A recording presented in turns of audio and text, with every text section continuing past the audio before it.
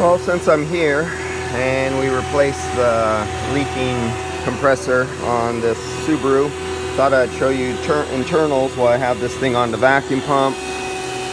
And so here's our rotary vanes, and we have the black Teflon material where if it did scrape, where you can see it barely touched, the clearances are so clear, close, that just the film of oil seals, and you can see the needle bearings in there. They're like the diameter, the width of a pencil lead in a number 2 pencil. Very small bearings, spinning at very high speeds.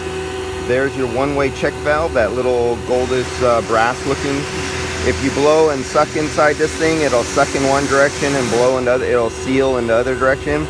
So that's a back pressure relief valve. It doesn't let it go in the other direction. The expansion valve we changed. It's nice and clean inside. There's no burn in the liquid line side down there. There's nothing, it's no brown or silver chalky, no gray, it's not black, no debris or nothing like that. Inside, it's pretty damn clean. And as you can see here,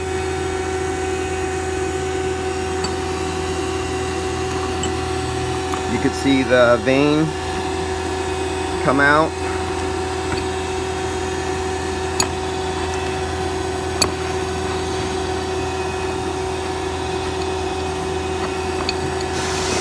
Okay,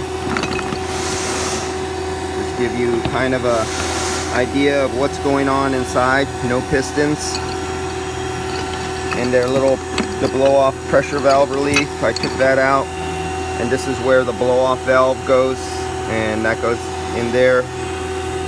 I removed that so you could look down inside. I'm not taking the whole thing apart because I got another vehicle to do right now, but I thought I can do this since it was only a few screws here, and I could show some of you who are curious what it looks like. It looks like the old 1960s power steering pump on my old 1965 Ford Mustang. Nothing different, nothing special, nothing new, nothing complex. That's it. And as you can see, you could push back the rotary vanes. They fall out.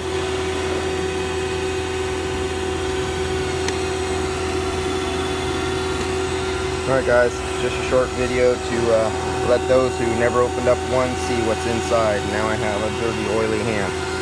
Use my elbow to shut the camera off. See you guys.